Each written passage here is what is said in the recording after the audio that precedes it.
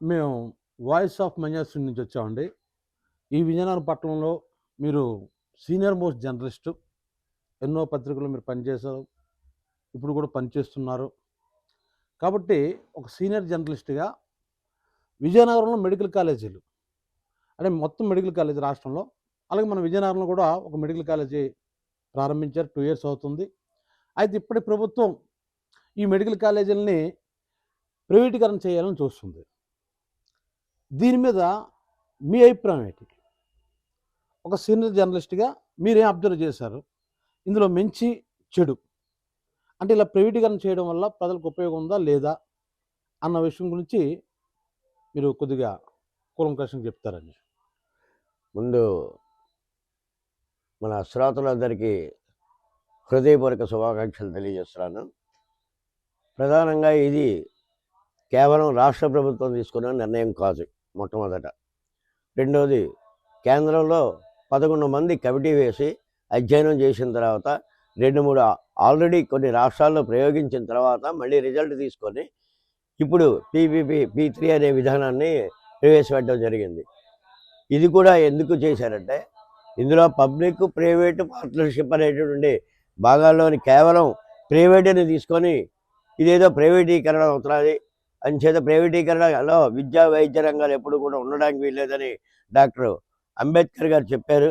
ఇది పద్ధతి కాదు, ఇది రాజ్యాంగానికి విరుద్ధం అనే ఒక వాదనతోటి ప్రస్తుతం ఉండే ప్రతిపక్షం అనక్కర్లేదు కానీ ప్రతిపక్ష హోదాలో ఉండేటటువంటి, హోదా రాకపోయినా హోదాలో ఉండేటటువంటి వైఎస్ఆర్ కాంగ్రెస్ పార్టీ ప్రభుత్వం కోటి సంతకాల సేకరణ అనేటువంటి ఒక ఉద్యమాన్ని తీసుకొచ్చి రాష్ట్రపతికి ఆ పత్రాలను అందించడం జరిగింది. ఇక్కడ మౌలికంగా మనం ఆలోచించినట్లయితే గతంలో కూడా విశాఖ ఉక్కు ఫ్యాక్టరీ ప్రైవేటీకరణ చేస్తున్నారని ఉద్యమం చేశారు. దానికి కేంద్ర మంత్రులు కానీ కేంద్రం కానీ క్లియర్గా చెప్పింది ఇది ప్రైవేటీకరణ కాదు, మన ఆధీనంలో ఉంటుందని చెప్పారు. అయినా అప్పుడు ఉద్యమం చేశారు. ఈరోజు పరిస్థితి ఏంటంటే మామూలుగా ఉక్కు కర్మాగారం నడుస్తూనే ఉంది.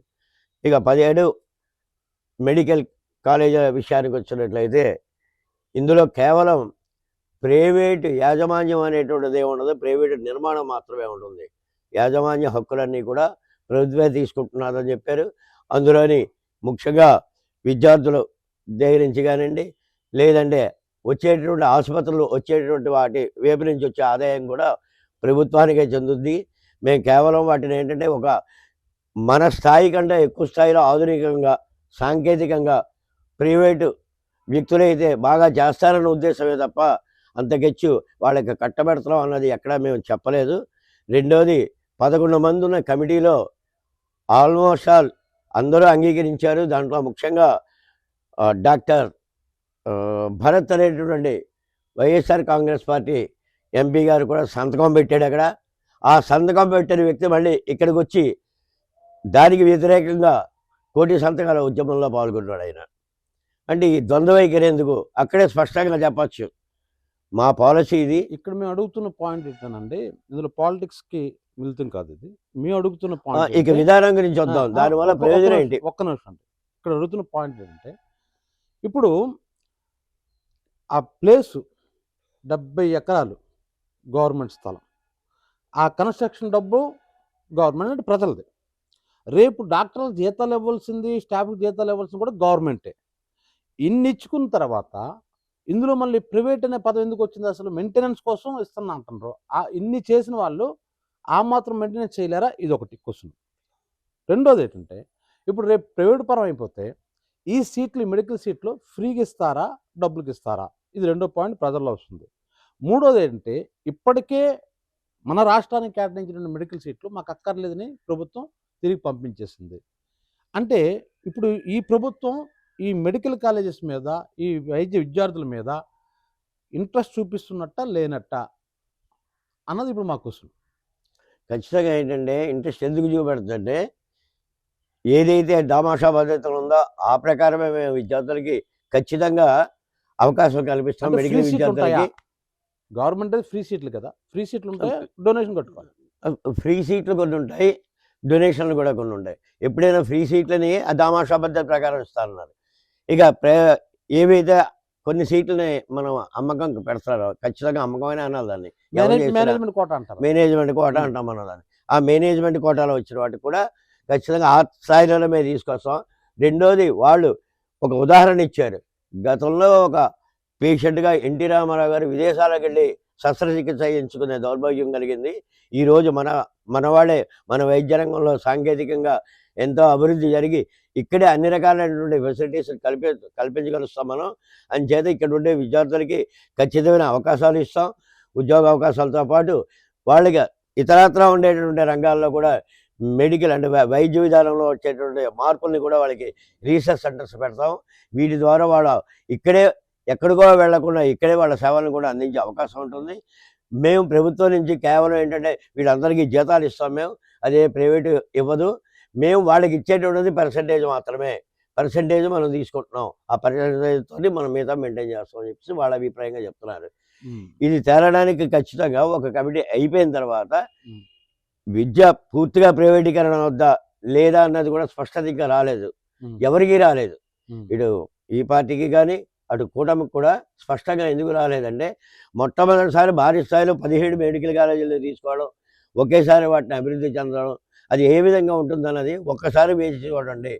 ఏదైనా పొరపాటు జరిగితే ఎత్తి చూపెట్టండి అని చెప్తున్నారు. ఇప్పటికి ఆల్రెడీ 7 కాలేజీలు పూర్తయిపోయాయి, ఇంకా 10 కాలేజీలు. 10 ఈ కాలేజీలు 10 కాలేజీలు కట్టడానికి మహా అయితే 5,000 కోట్లు అవుతుంది కదా. మనం ఒకవైపు చూసి మేము అభివృద్ధి చెందాం బాగా డెవలప్ అయిపోతున్నా అంటున్న ఈ గవర్నమెంట్ 5,000 కోట్లు ఖర్చు పెట్టి సొంతంగా ఎందుకు కట్టడం లేదు? నిజంగా నిధుల కొరత అనేది కాదు అక్కడ.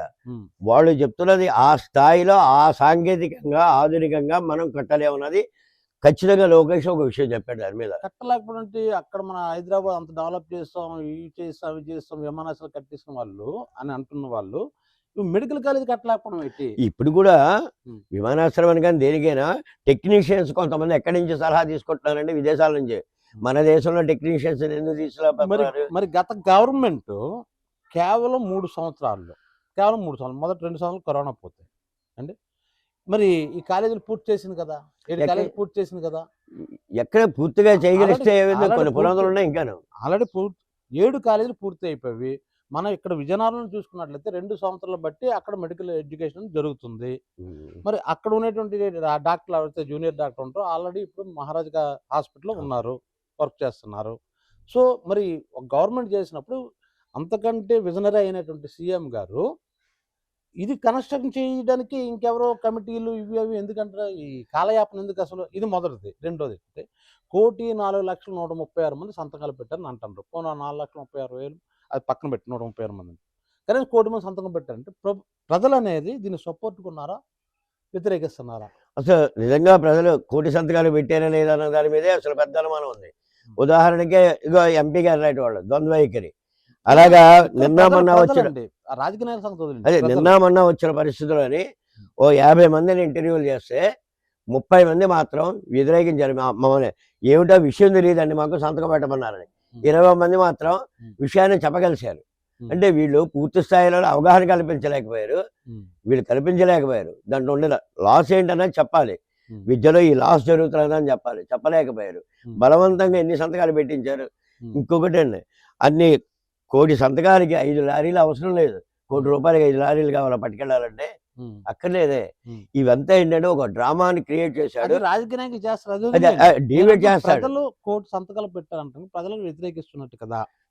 ప్రజలు పెట్టారు అని అంటే మీరు ఉద్యమం చేసినా సేకరించవచ్చు. సంతకాలు అనేది అక్కడ మ్యాండేటరీ కాదు, వాడి అవగాహన చేశారు. ఇదే అంశం మీద నాలాంటోడు నేను రేపు ఒక ఆమర నేరాధ్యక్ష కూర్చుంటే మీ ఒక జర్నలిస్ట్గా మీరు మాకు సపోర్ట్ ఇస్తారు ఎవరా? జర్నలిస్ట్గా ఉద్యమం సరైనది అయితే, ఉద్యమం నేపథ్యం సరైనది అయితే దీనికోసమే. ఉద్యమం నేపథ్యం సరైనది అయి ఉండాలి.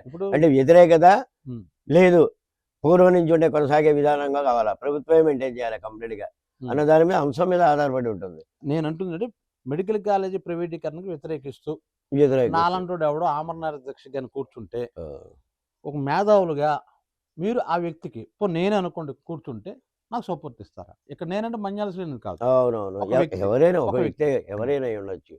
వ్యతిరేకిస్తావా అన్నది పాలసీ మ్యాటర్ది. నా ఆలోచన విధానం ఈ అదే పాలసీ నా ఆలోచన విధానంలో పీపీపీ సరైన విధానం అంటాను. అది అడుగుతున్నాను అనమాట. నా ఆలోచన విధానంలో ఖచ్చితంగా పీపీపీ సరైన విధానం. ఉమ్. ఈ విధానంలో మీరు ప్రైవేట్ ఒక్కదాన్నే తీసుకోవద్దు.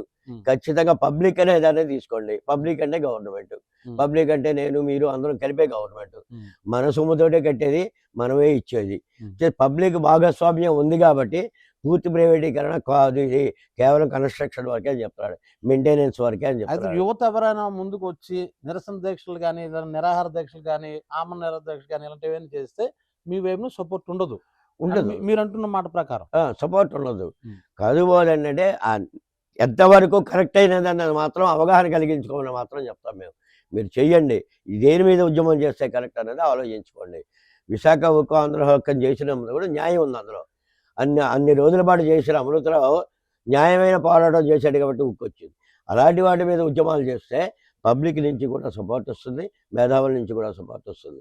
కానీ పీపీపీ విధానం అనేటువంటిది శ్రేయస్కరమైనది అవునా కాదా అనేది 5 ఏళ్ల వరకు చెప్పలేము మనం. అంటే దాని రిజల్ట్ ఈ స్థాయిలో ఉంటుందని చెప్పలేం, ఊహించగలం. ఖచ్చితంగా అది జరుగుతుందని నేను భావిస్తున్నాను. థ్యాంక్ యూ అండి, థ్యాంక్ యూ వెరీ మచ్.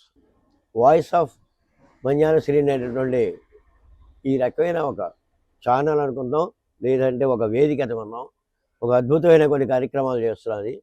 ఇది కేవలం ఏదో ఇద్దరి అభిప్రాయాలు మాత్రమే తీసుకోకుండా తన అభిప్రాయంతో పాటు ఇతరుల అభిప్రాయాలను కూడా సేకరించి ఒక నిర్దిష్టమైనటువంటి ఒక విధానాన్ని అమలు చేస్తున్నందుకు నా తరఫున, జర్నలిస్టుల తరఫున, నా తోటి మిత్రుల తరఫున కూడా ఖచ్చితంగా నేను అభినందిస్తున్నాను.